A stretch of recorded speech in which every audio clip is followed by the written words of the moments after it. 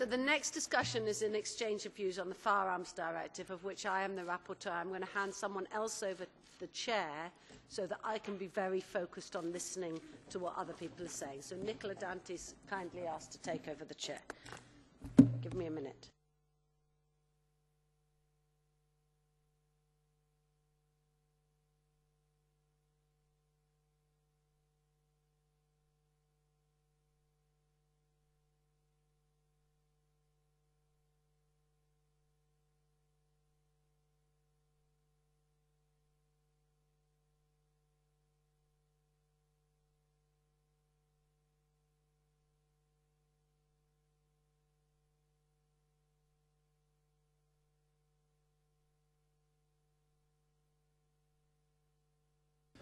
Bene, allora. Well, we can continue our work. We are now on item 6 of our agenda. So that is on control and acquisition of firearms. I'd like to give the floor straight away to Mrs. Ford. Thank you. I know that there is a huge amount of interest in this file, and I know that we've all been receiving many emails and suggestions from people outside this room, and thank you to everybody who is watching or listening from outside and for the input that you've given. In my own country, right now, there is a court case going on of a case of 30 different firearms which were found. These were firearms that in theory had been deactivated and turned into blank firers, but in practice were easy to reactivate, were smuggled across the channel, and if they had got in the hands of the terrorists who were wanting to use them, there would very easily have been a Paris-style attack in London. That is why we are working on closing this particular loophole in European gun laws. We've had gun laws since 1991, and there is a clear loophole in the treatment of these blank-firing weapons. I want to go through my amendments if possible, but I also want to make it very clear that I think it's really important that many members of this committee do table amendments, and that we see different suggestions from different parts of Europe so that we can work together on compromises and take things to a vote as well. So in summary on my proposals, first of all, on this issue of blank firing weapons or acoustic weapons, my suggestion is that if it is a firearm that has been converted so that it can only fire blanks, it should still be treated as a firearm. And I'm suggesting it should remain in its initial category. I know some people think maybe it could go into category B, but my suggestion was leave it in its original category. On deactivated weapons, a firearm should only be considered deactivated if the process is truly irreversible, and it means it can't be used again. And this is why the Commission and the Member States came in with the implementing regulation on deactivation. But that came into force on April the 8th. But there are significant technical problems with that implementing regulation, which is causing great confusion for many law-abiding citizens who own these deactivated firearms. And they want to comply with the law, but because it's technically not workable in places, it's impossible for them to do so, and this also has implications for public security. And therefore, I've tabled some detailed amendments to that implementing regulation, a review of previously existing standards, and a technical amendment on slotting and pinning. My suggestion is that alarm instruments, alarm items, which were only constructed for the purpose of raising alarms or sending a signal, are not firearms, unless they can be converted into firearm or share an essential component. And I propose an implementing act to work on the details of this. So they would not be regulated as firearms, and ditto replicas themselves are not firearms unless they contain an essential component. And I've used this essential component in order to try and make it very clear that if an item contains an essential component of a firearm, it should be treated as a firearm. If it doesn't, then it's clearly not a firearm. And I've tabled a relatively long list of essential components, but not including magazines. I've been told that putting a mark on every essential component might not be legally necessary. I am meeting law enforcement bodies at lunchtime today, and I will table a further clarification on exactly which essential components should be marked. And I think this is an area where we could do some further work, and I'd like to see other suggestions on that. On information sharing, it's very important that law enforcement authorities can get the information they need from each other. My current amendment called this to be via interoperable systems. However, there are concerns about data security and data protection, so I might table some further detail, and as I said, I'm going to discuss that with Europol today. Furthermore, I don't think small independent dealers necessarily need to be connected to the national databases in this area, but I will put some requirements on how they need to notify of sales and purchases. I know this is a very significant issue for the French authorities to make sure that data can be well shared. On storage, most member states already have rules on storage, and therefore member states have said they would like to see a minimum harmonisation on storage requirements, and many people have been supporting that. On medical tests, I've suggested that the exact format for medical checks should be left up to individual countries on how to do it, but they should each have a system in place that works in their own countries. So those can either be continual or periodic.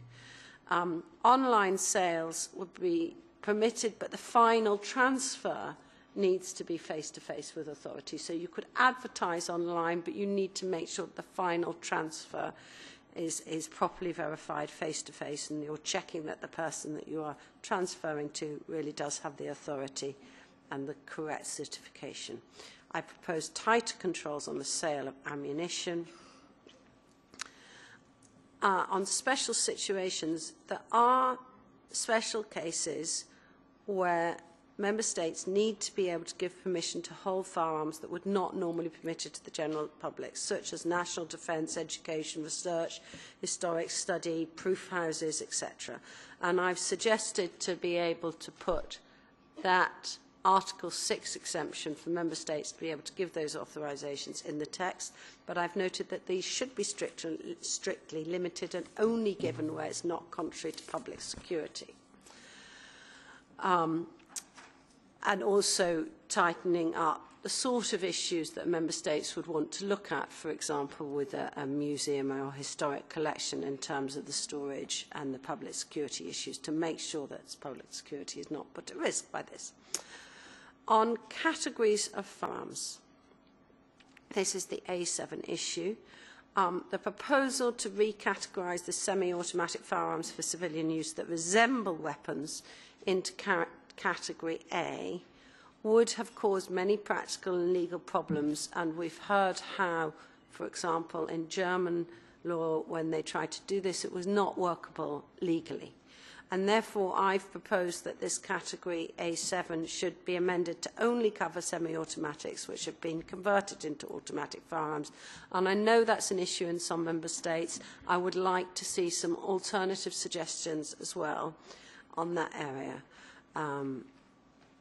There clearly is a concern about these firearms, and we need to make sure that the items in category A are sufficiently broad to make sure that the law authorities can do their job, but are also workable in different countries.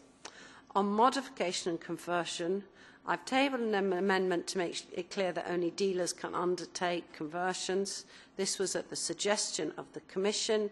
It is raising some concerns regarding non-significant modifications and what I understand is called reloading or hand loading, and I will try and table some amendments on that. Regarding marking, it's not intended to cover antique firearms, so if you have an antique firearm, you wouldn't need to put a modern-day marking on it, for example. I will clarify that. And I think we also need to have some clarification on what is meant by conversion and modification of firearms.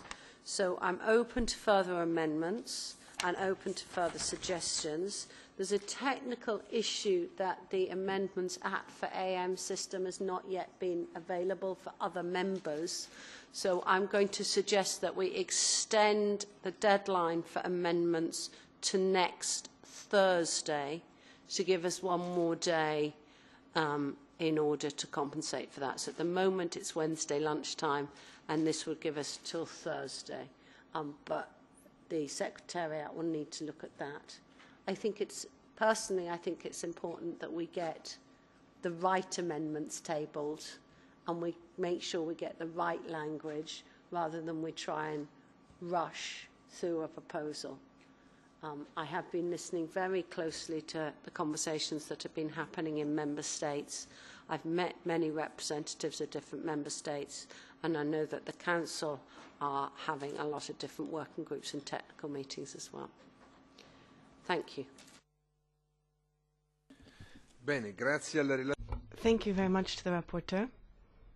Now let's take input from our shadows. Anna Maria Corazza-Bildt. I really would like to welcome your report, Vicky, and I really appreciate the work that we had with the rapporteur, thanking all the experts and those who helped us to walk us through all the technicalities, because we really need to have it right to ensure security to citizens without adding unnecessary burdens or bureaucracy to citizens. So I very much support your report, Vicky, in the different issues you have raised. The category of firearms. I agree, the withdrawal of the proposal that was very unclear and disproportionate from the Commission on resemblance or B7 category of semi-automatic weapons that could be turned into A7 full automatic weapons. So I think it should remain as it was. I also agree with you about remaining in the same category, the blank firearms, the replicas and the alarm weapons, because so far we have not heard any convincing arguments or formulations that would be giving an added value for security in the rewarding of the categories. On the issue of essential components and marking, it's extremely important to ensure traceability. It's extremely important to have a common, harmonized, mandatory marking system in the EU. But I do not agree with those who think that we should mark all the parts. We should, as much as possible, follow and harmonize the existing UN protocol that talk about marking the receiver only.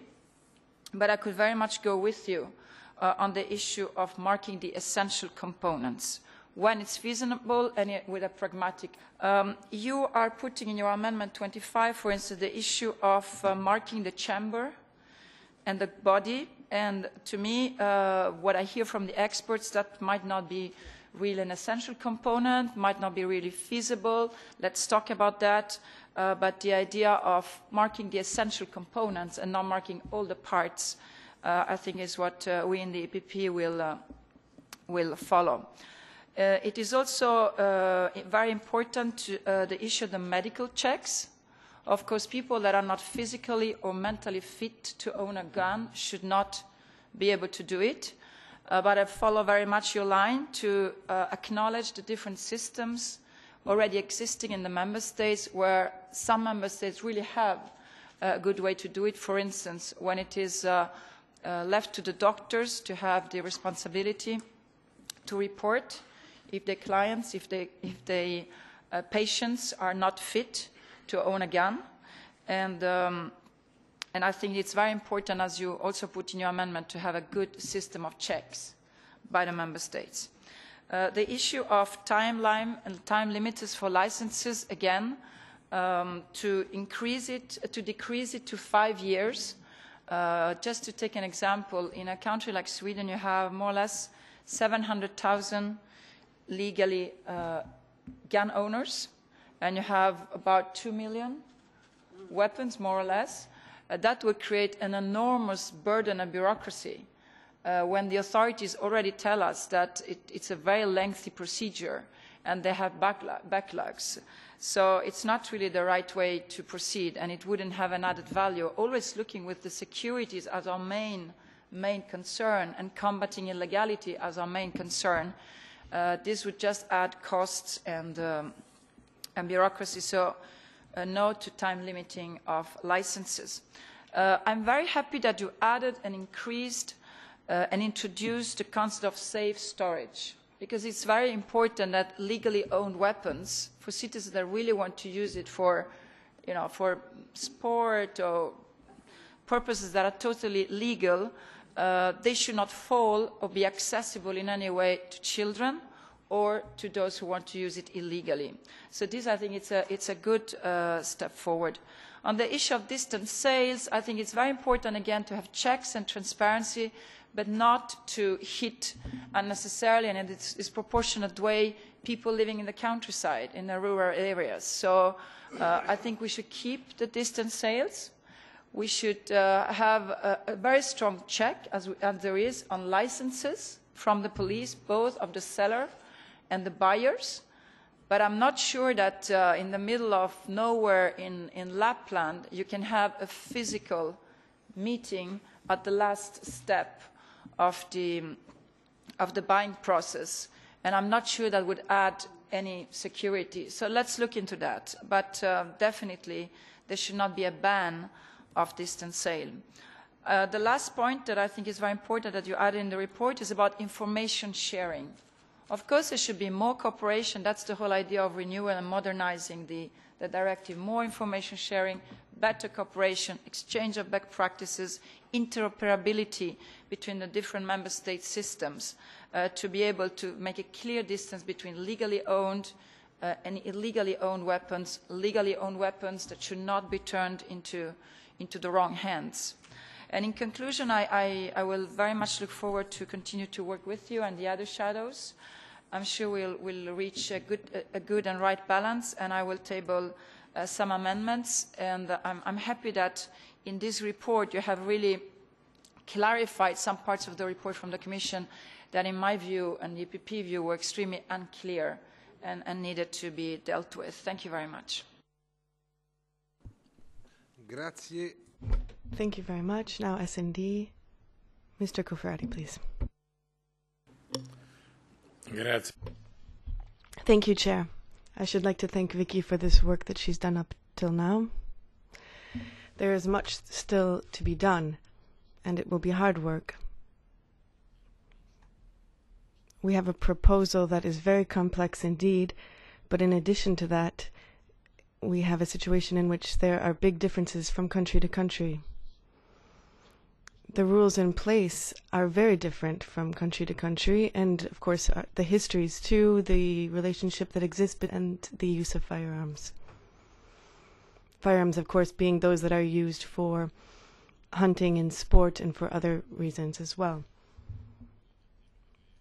I should like to go back over a number of different things that you mentioned, and there will be some further amendments. But a first opinion on some of the points when it comes to marking.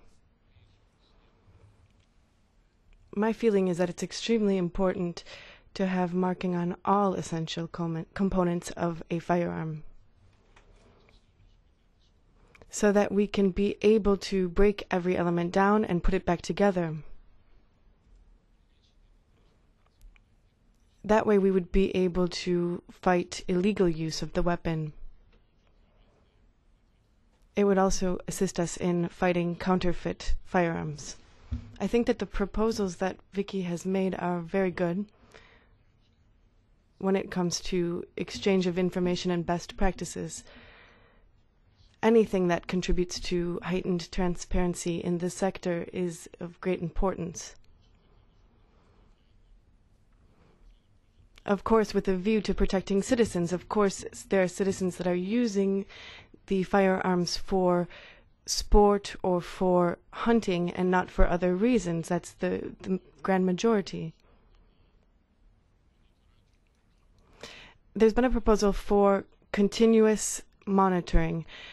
In my opinion, the most important part is the very first step, the first test.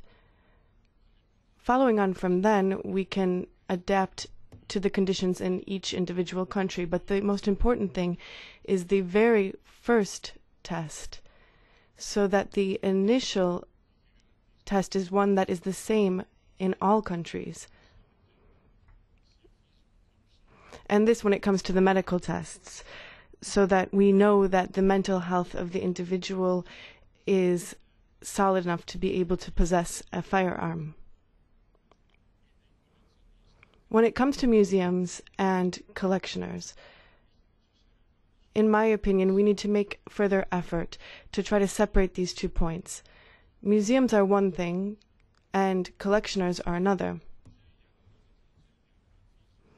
Museums have a physical presence where the firearms are displayed, where they're collected, where their history is told.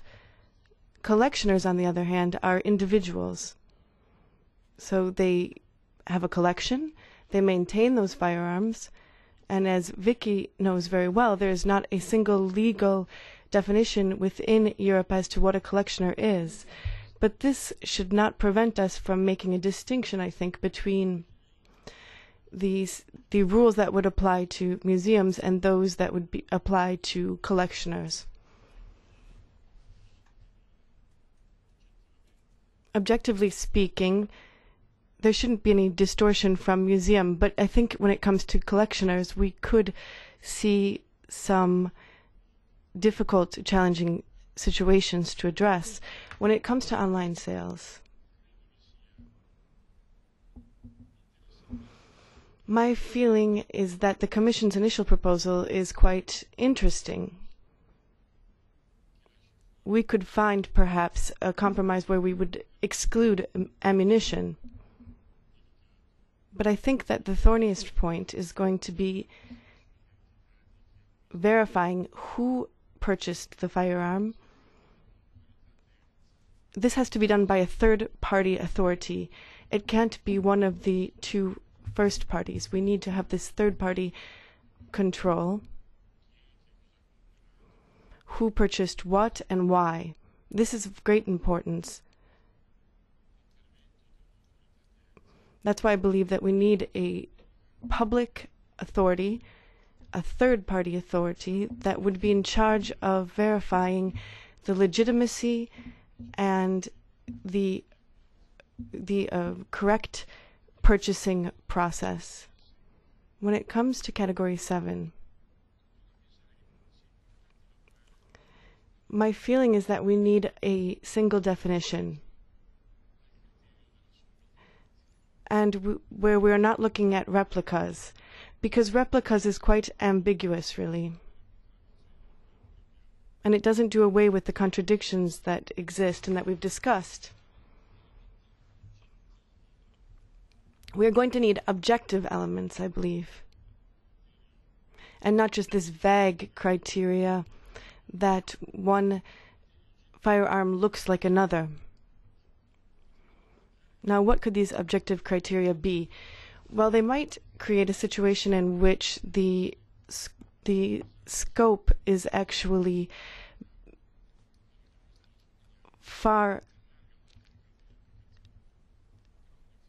restricted compared to what it is now, and it could change the situation to having a scope which is something extremely restricted. But we need to look at the legal issues that underpin all of this and resolve them. We'll have to be patient in our approach and look at objective data, I think, so as to be able to find an answer to this question. When it comes to deactivation, I think that the most important point here is traceability. We need to be able to have traceability of deactivation so that there isn't a reactivation. Because if at one point it is just stated that there was deactivation and then we cannot verify that the firearm remains deactivated, this becomes problematic. I'm sure that it will be somewhat difficult to address within the scope of the directive, but we would need a criteria that makes it possible to carry out controls and verify this deactivation. And traceability would be the point, the important point of this.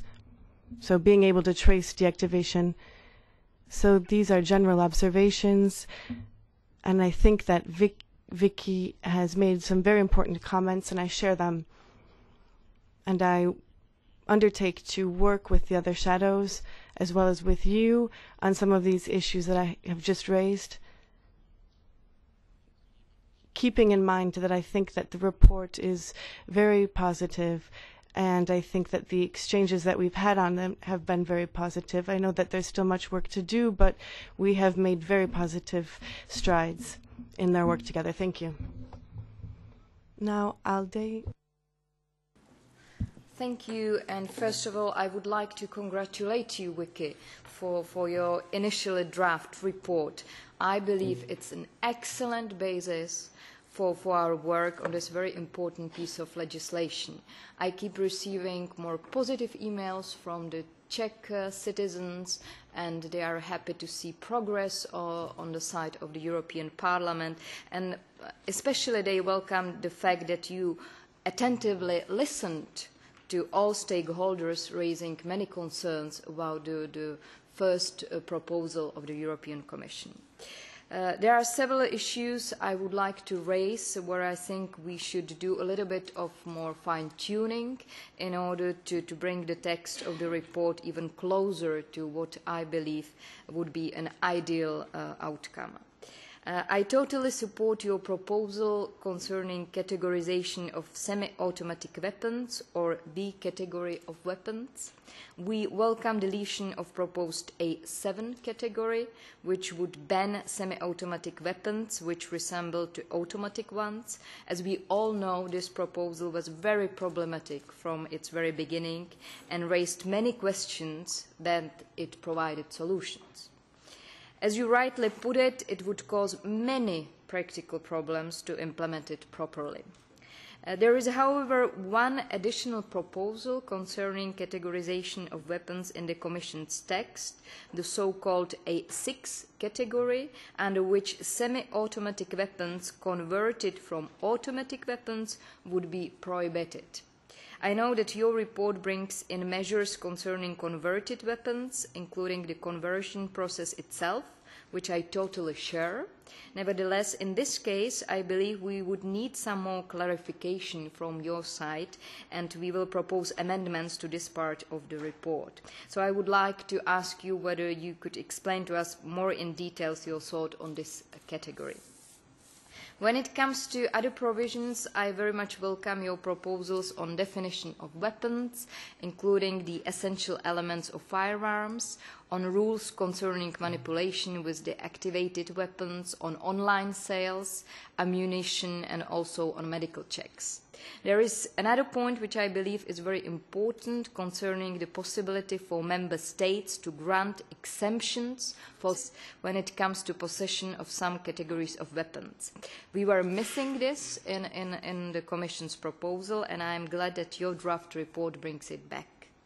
It is very important not only for public institutions such as museums or universities, but also for some private companies having their core business in security or defense sector. I am also very much in favor of your proposals concerning information sharing between the member states, which should be one of the key measures reinforced by this revised text. In this regard, I would like to, however, ask you whether we can get additional clarification on the exchange of information on the refusals concerning firearms licenses. How would you see this implemented in practice, and what should be, in your views, added value of such provision? It includes as well provisions concerning marking of weapons and their essential components, so that there is a register providing exact information of each and every gun produced or imported into the European Union. Here we would like to include into the report that these new measures will apply only to weapons which will be produced once the directive is in force. Again, thank you very much for your work. I also would like to thank other shadows, and I'm looking forward to our further cooperation and work on this file. Thank you. Grazie. Thank you. No one's here from GUE, I believe. So then we can move directly to Mr. Dehaene for the Greens. Merci. Yes, thank you very much, Chairman. Vicky, first of all, I would like to thank you for the excellent job of work that has been done on this subject, which is obviously a very sensitive topic. We see that citizens have mobilized themselves around this issue. There are some who feel that their privacy and their freedoms are being called into question, such as recreational users. But then we have the police on the other side saying that the situation has become much worse in the EU and that there's a huge trafficking in arms. So we have to balance defending our personal freedoms and also the illicit use. We need to make sure that we champion safety and security. So thank you very much for the work. I was very pleased with some of the hearings that allowed us to strike a balance and made it possible for people to understand that we don't want to put terrorists and law-abiding citizens on the same footing. We're not telling hunters that they're accomplices to terrorists or killers who have wrought havoc in Europe. But what we need to do is to help the police departments to the extent possible, make sure that we don't have this type of illicit trafficking so that we don't have more killing sprees in Europe. So thank you very much. And generally speaking, we support and will support the report, in particular on the issue of storage, medical checks, online sales, the obligation to report any suspicious sales, a platform for the exchange of information. I know that all of this needs to be honed, but I think it's a good basis. And then, of course, the conversion of arms as well. Now, Sergio Cofferati said something that I'd like to link into. I would agree basically with what he has said, but I think we need to work on the issue of replicas.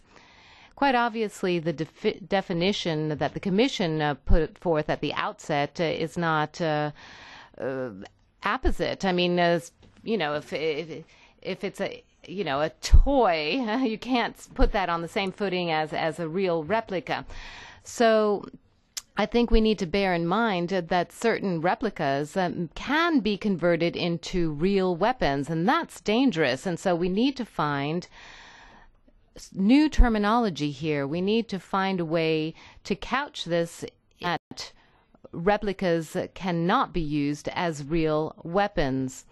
And then disactivated weapons, if there's a new regulation which defines new standards for deactivation, I think that's something that should apply across the board. I think even older weapons should be subject to that regulation. I don't think that's anything shocking. I do have a question on the Reserve Corps. I heard the Finns explain that it was very important for them to preserve the Reserve Corps and that they would be they would be armed. But nonetheless, I think you can have some type of surveillance and monitoring of the weapons. I think you can have rules that don't fly in the face of the activities of Reserve Corps. I don't really think that stands in the way of creating a type of framework. I do have a problem with minors and giving weapons as gifts to minors. Minors are not subject to the same rules as adults, and so I do have a problem because they are indeed minors, and above and beyond that, just because it's a gift, you can't be exempt from the rules that apply to that weapon. So I think we need to tweak that. And then, of course, there was the differentiation between museum pieces and collectibles. We've seen attacks. For example, in Montpellier in France, they used collectible weapons, and that had come from private collections. Museums are subject to certain controls and guarantees and security conditions which are much more stringent than those for private collectors.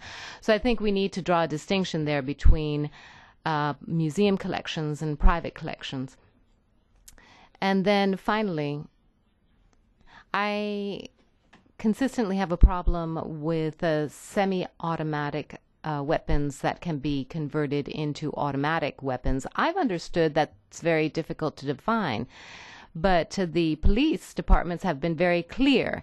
They've told us we have a problem with certain types of manufacturing of Kalashnikovs, which can be transformed. You can find those on the internet. They come from the United States, and you can turn those into automatic weapons. So there's a huge danger there. I have a problem with the B7 category.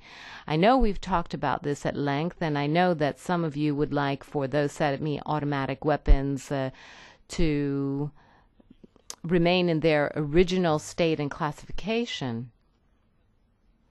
But I think we can't overlook this issue. We need to fine-tune it because the police departments have told us this is a difficult issue. So those are the major points that I wanted to go through. But thank you once again for your work. And I look forward to the next shadow meeting so that we can move forward on these issues and try to find a consensus. Grazie. Thank you very much. From EFDD, well, no one is here present, so I'd like to give the floor straight away to ENF, Mrs. Trosinski. Merci, Monsieur le Président. Merci, Madame. Thank you very much, Chairman, and thank you very much, Madam Rapporteur, for this excellent job of work, which really lines up with some of the concerns of our citizens. I think if there's anything to defend here, it is number one, even though you feel it's insufficient. Most of your amendments are based on our exchanges with civil society and with our discussions with recreational users of weapons. Of course, you would like member states to maintain freedom for storing and collection and other issues, and I think that's something we'll get back to in other meetings. On collectors, we support your Amendment 14. For us, the Commission's claims about trafficking is something we feel is absurd. We have the Toulouse case. The collectioner was a private collectioner, but apparently his house was broken into and those were stolen weapons. We would add that also to link into the responsibility based on our exchanges. We don't really have a very good definition for dealer. The dealer puts a seller and a buyer together, and of course they have to bear responsibility, but we have to look at the country issue there, and I would agree with doing away with 4C about the dealers. Then on the traceability of weapons and the registration thereof, in principle, this is a problem already at the outset. This may not be the case in all member states, but it would be the case for France. But in France, you have a file for weapons, and it would be difficult to really exploit that because they're just ridden with errors. It's not the ENF that's saying this. This is based on exchanges we've had with experts. The principle at the outset is to have an exchange with other member states, to have proper files on weapons. I think we need to clarify that in the report. And then online sales, Amendment 21. We think it's unrealistic and contradictory with the online sales issue. You never have a placing in the hands of the actual seller when you have online sales. At no point in time do you indicate the point of purchase, and you're saying that the sale and the purchase are taking place in the same country. But what about cross-border sales? And what about third country sales?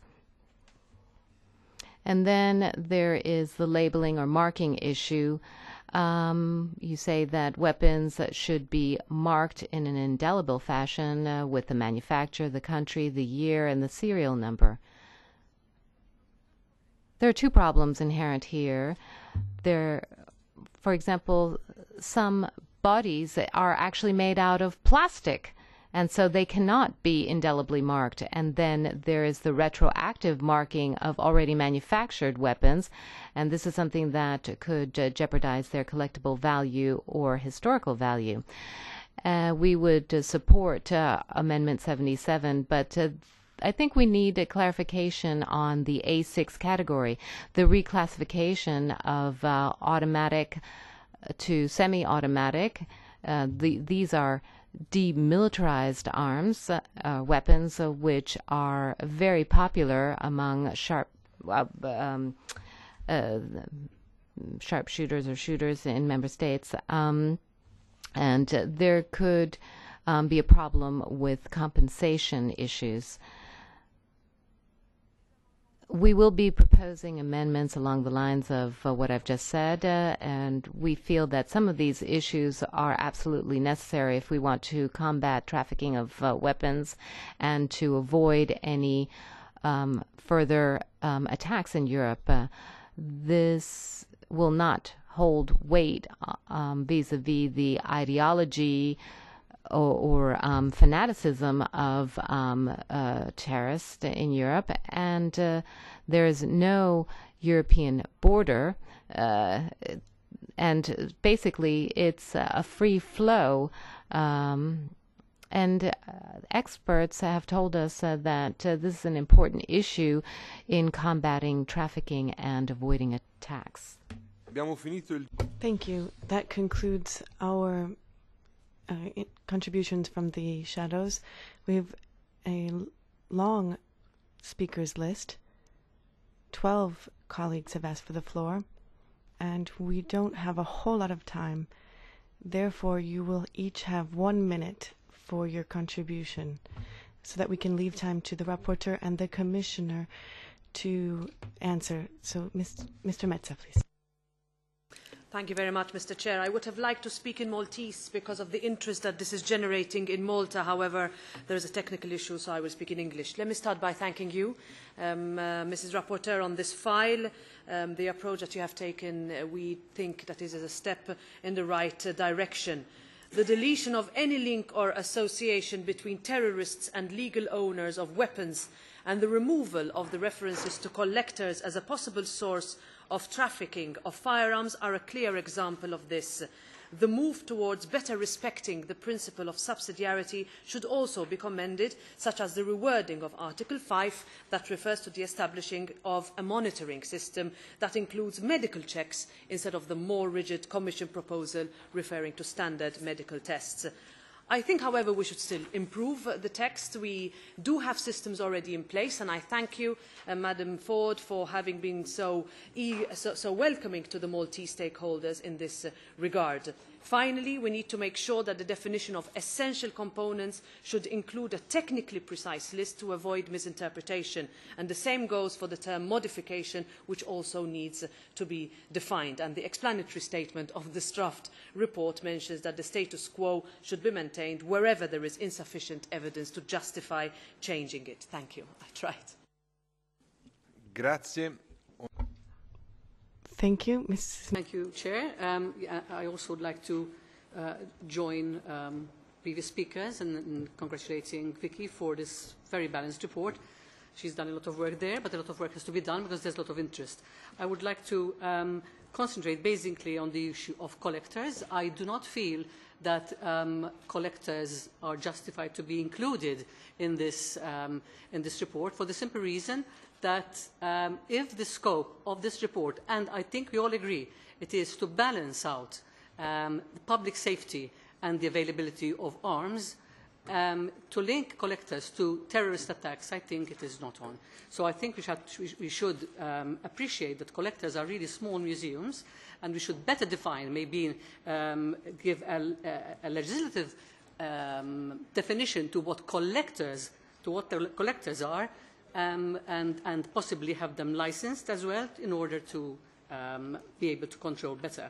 It's important not to put them in the same page as terrorists. As far as online purchasing, I'd like to make a very short comment here that we must not discriminate against member states which are islands, because this is the only way that they can get their arms, and it should be completely controlled, as it is in Malta, from police to police. So it is absolutely controllable, and we must not discriminate. Thank you.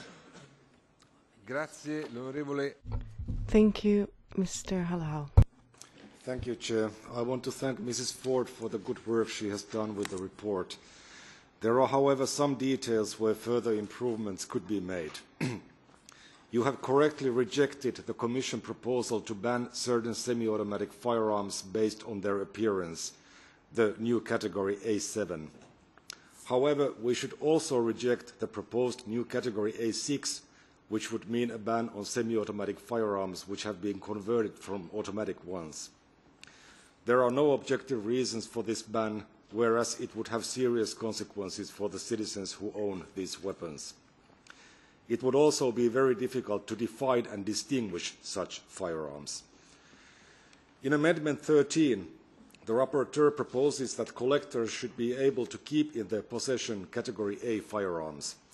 This is good but not sufficient, as they should also be entitled to acquire and sell such firearms. And finally, I believe we should reject the mandatory time limits for gun permits. They only increase uncertainty and bureaucracy, not security. Thank you very much. Grazie, onorevole Karas. Thank you, Mr. Karas.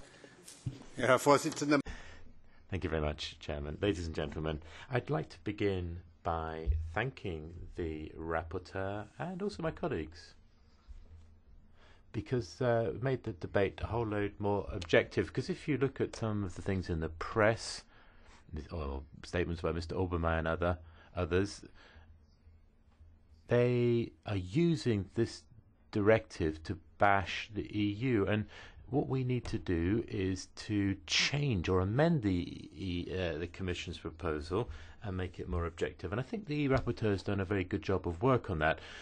I'd also like to say that this directive makes clear that legal firearms ownership is not a risk for the public, and we have to make a distinction between criminal misuse and regular legal or lawful use of firearms. And it's very important in that context that we ensure that we look at the characteristics of the firearm rather than their appearance. And I'm glad Paul Rübig is here, because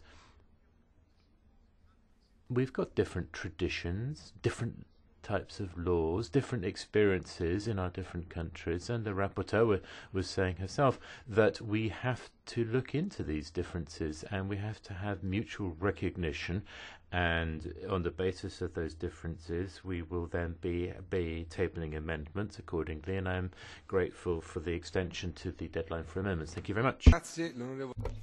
Thank you, Mr. Schwab.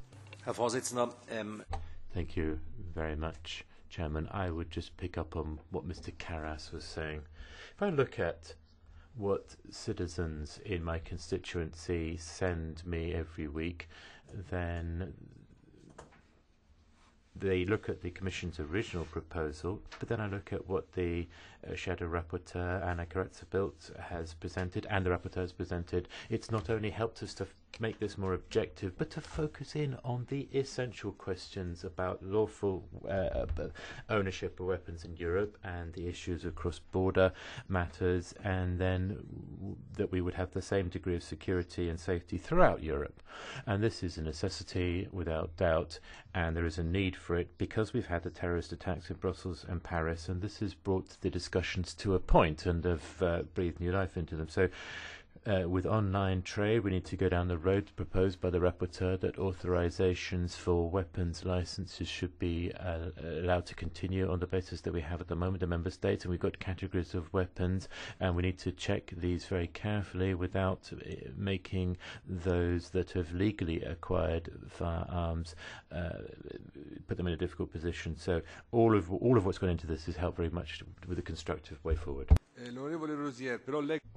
Mrs. Rosier, now I'm going to read the entire list so everyone knows. Grappini, Senalobi, Dalton, Lopez, Easterits. Grazie. Mulțumesc foarte mult. Sorry. Merci, Monsieur le Président.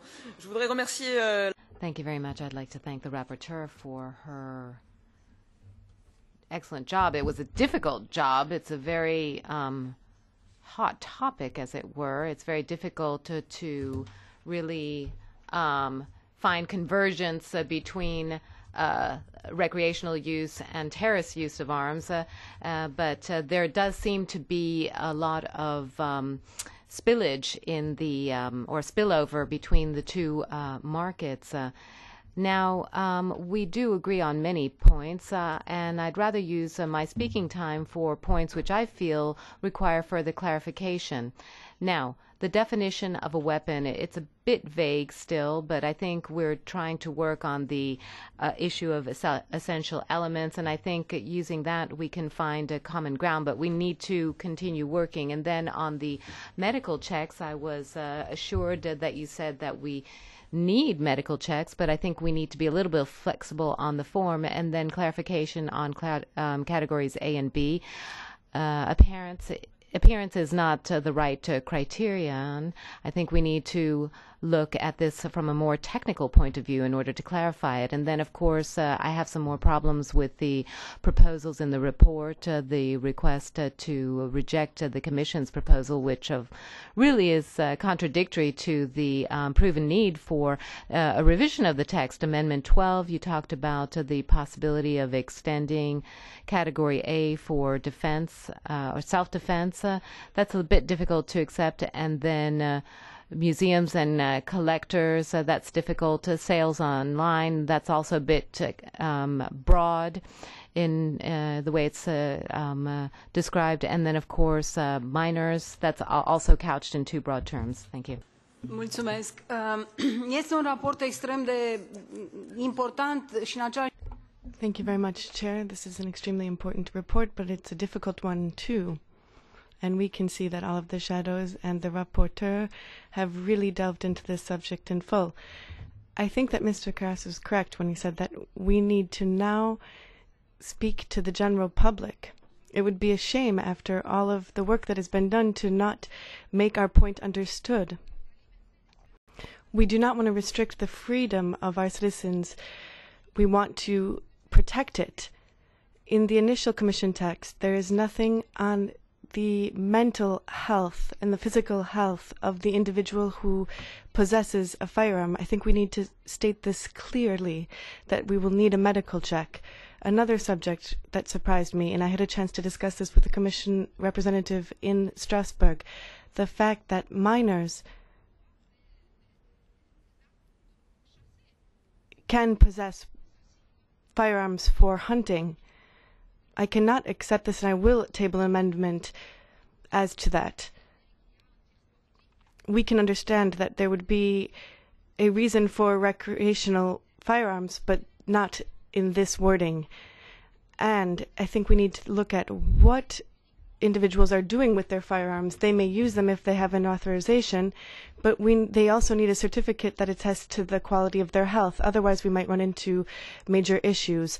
I will transmit all of this in writing, and I think that we need to clarify all of the points that pertain to online sales. This is fundamental. We have to understand brokers. Děkuji za slovo a děkuji paní zpravodajce za Thank you.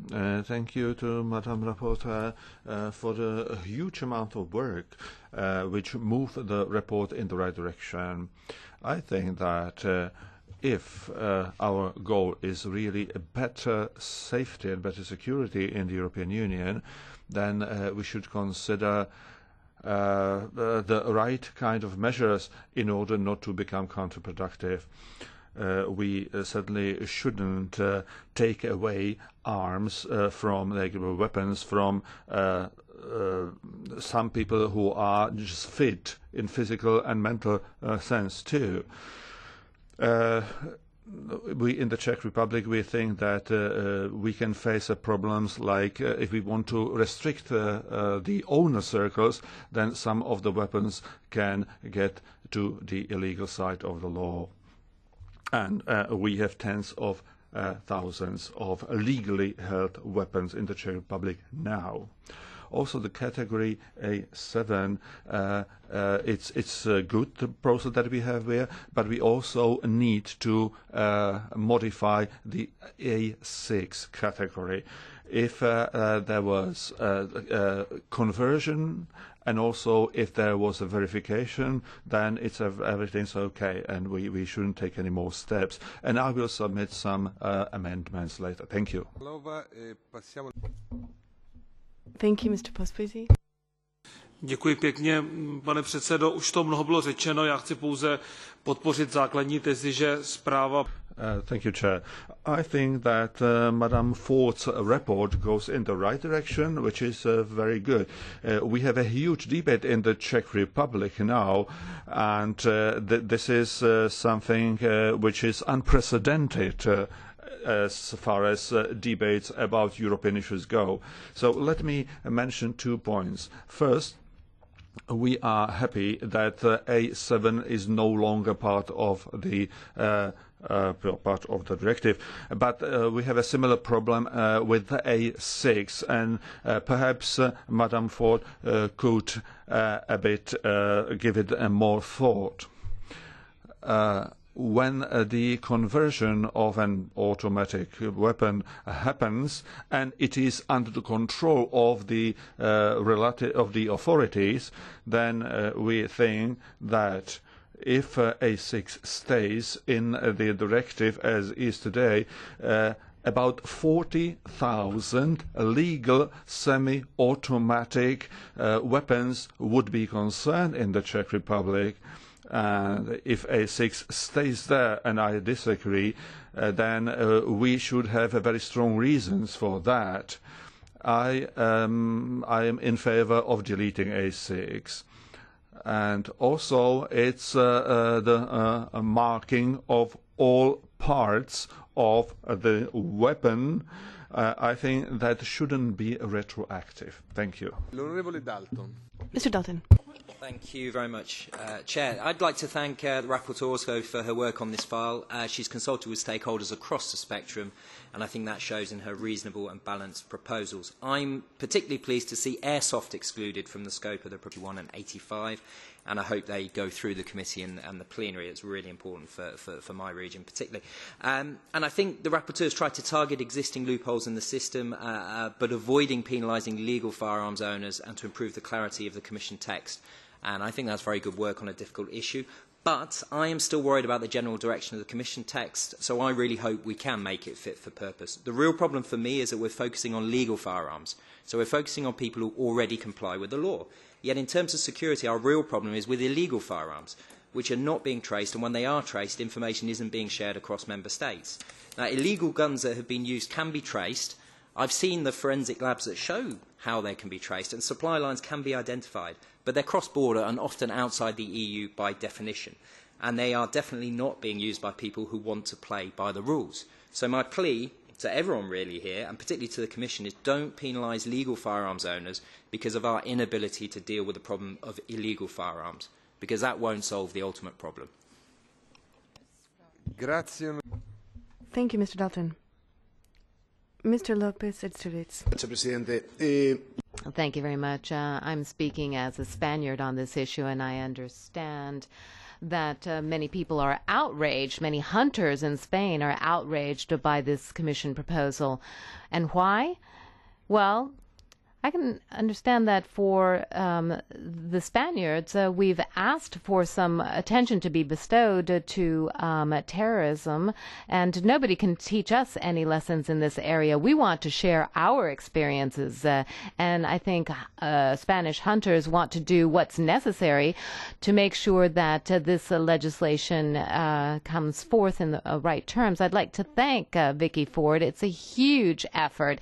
It's not easy to transform all of this. There's a lot of expertise that's required on the technical issues and on the exchange of information. In France, we were told that there are errors. In Spain, that's not the case. The Guardia Civil has very, very detailed files which are very accurate. We have licenses that we've been using for years. So we need to look at this in a serious way. And I'd like to thank you because Vicky Ford's proposal does help us out. It helps us out in making this issue more serious. And if I table amendments, I will take into consideration the various opinions. Thank you very much.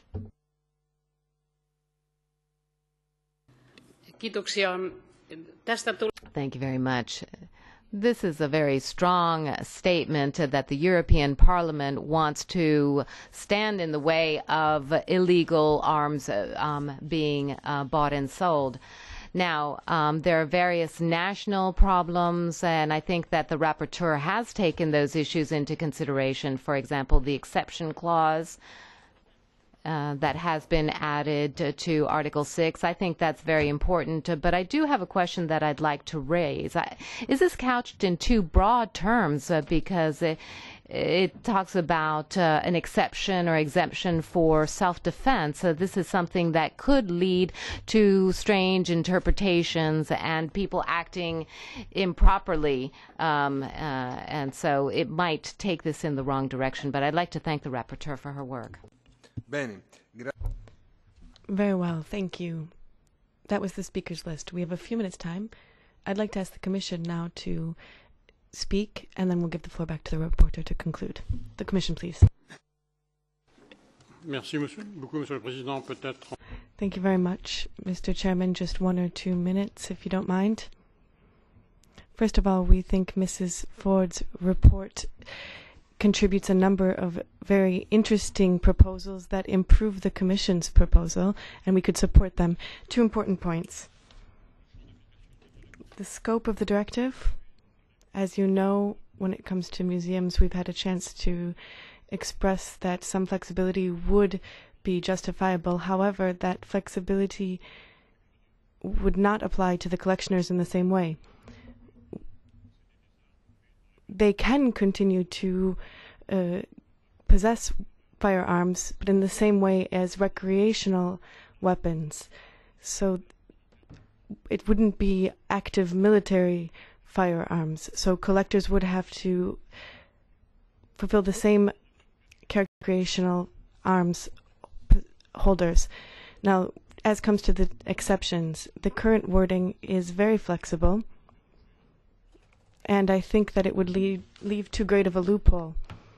Therefore, we think it should be limited for safety or security reasons, as was raised by the member from Finland. When it comes to categories of arms, that's an extremely important point indeed. Now, the Commission is not aiming to ban all semi-automatic weapons, but those that could be used for mass murder or that are intended for military use. These are semi-automatic weapons that come, for example, from Israeli army that are transformed into semi-automatic, but they are military weapons, and we think that they should be used by the military and only the military and not by individuals. And we agree with a number of those who spoke, saying that the specific characteristics need to be emphasized. Thank you very much. I'd like to give the floor to Vicky Ford to give her reply. The floor is yours, madam. I'm going to try and be brief, but I also want to respond to some of the comments that have been brought on. So, and excuse me if it's just the order that I've written down the points. On online sales, I do believe there needs to be a final point at which you check who's buying it. If you need to have something very specific as an exemption for a very, very rural area, please make a suggestion, Anna Maria, of how that might work. But I don't think we can have no controls on the online sales, and I also think the Commission's original text was too restrictive. You couldn't have even advertised. So I understand that in most countries you have this final verification to make sure that you're really selling to the person who is authorised to buy it. I think it would be useful if we could have some more suggestions of language tabled. On deactivated firearms and tracking of this, in response to Sergio's point, Sergio, I don't think it solves the issue with deactivated firearms to just try and trace them all, because there are deactivated firearms, many hundreds of thousands, which truly cannot be used again. They have been slots the whole way down the barrel, truly not reversible, and they're not, it wouldn't be practical to start producing a database on this.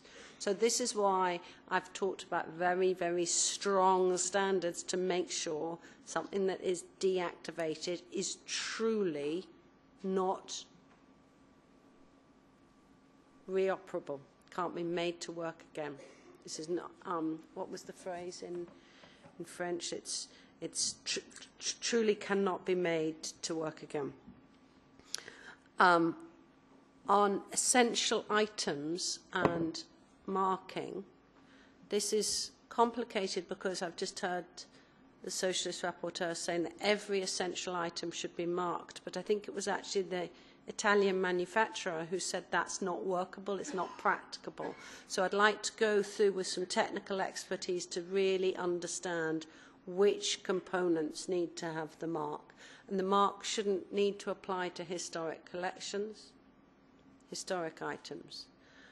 Just picking up on the historic items, I tried to say this is a museum and this is a collector. And I tried to see, could you find a way of saying what's a museum and what's a collector? And I don't think it's possible to say this is a museum, and there's too much overlap. In some areas, a collector may be a trust and a charitable trust, and that might have a museum function or whatever. So instead, I've tried to raise the bar for everybody involved in the historic study and put some language about the member states giving strictly limited authorizations to these bodies or people, and be much more specific about the nature of study that those persons are doing. So I've put that in as an Article 6 exemption and not a full exemption from scope. I know some museums would have liked to have an exemption from the full scope, but instead I've suggested this approach that we give member states some very, very strict limitations on who they could give that authority to, and the conditions that those organisations would have to adhere to. That's my suggestion, but as I said, others may have other ways. On Dieter's question about information sharing and how does one member state authority share with another member state authority, particularly on information on who's been refused a licence. So who has been refused an authorisation. This is precisely why I'm going to be meeting Europol now to find out. I don't think it is actually workable for somebody in France to be trying to log into the Czech database. It would be lovely if that system worked, but I'm not sure that system does work. I don't know if it needs to go through Europol or through national contact points in each member state. So I'm going to have some more suggestions and we'll discuss that. On A6, A7, please can we see other suggestions for tabling here? Okay. We know that the A7 language didn't work, but I hear some people saying the A6 language didn't work. The Commission's just raised an issue with Israeli firearms, which is another new issue. So I'd like to see different alternatives here. On marking and a mark only applying to new manufactured products, again, it's a technical issue. I believe that most modern firearms would already have marks. We need to check. I would be concerned if we were leaving reasonably modern firearms that were held by many people in an unmarked or not properly marked. So we need to make sure the marking does work, but I do agree that it shouldn't apply to antiques or to items that are being bought by those involved in historic study. In response to Jussi's point, I do believe that museums and or collectors, or however we try and discuss these, should be able to add to their collection. It was not my intention to draft something that suggested that they couldn't. So I believe my amendment allows them to do that if they have the Article 6 permission. Then they should be able to add. But if the language isn't clear, then maybe you might want to suggest something on this. On minors, there appears to be a difference of opinion, and this may be an issue that needs to come to a vote. But again, it would be interesting to hear this. On self-defense, this is... and maybe I can have a conversation with the two members who raised this issue of self-defence. In the UK, I know that in Northern Ireland, people who were specifically under threat and had been threatened were sometimes given permission to have a different type of firearm than that which you would have in the general public. Okay?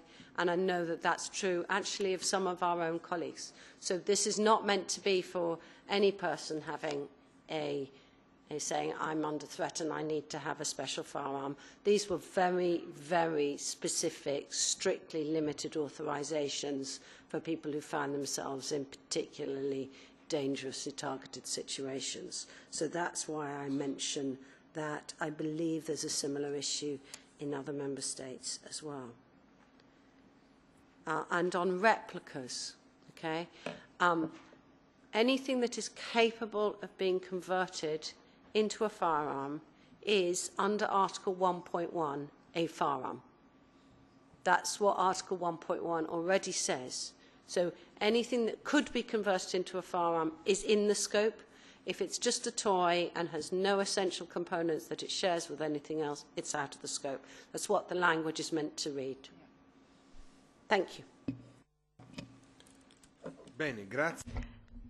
Thank you. We will meet again this afternoon at 3. Just as a reminder, and in conclusion to our morning's work,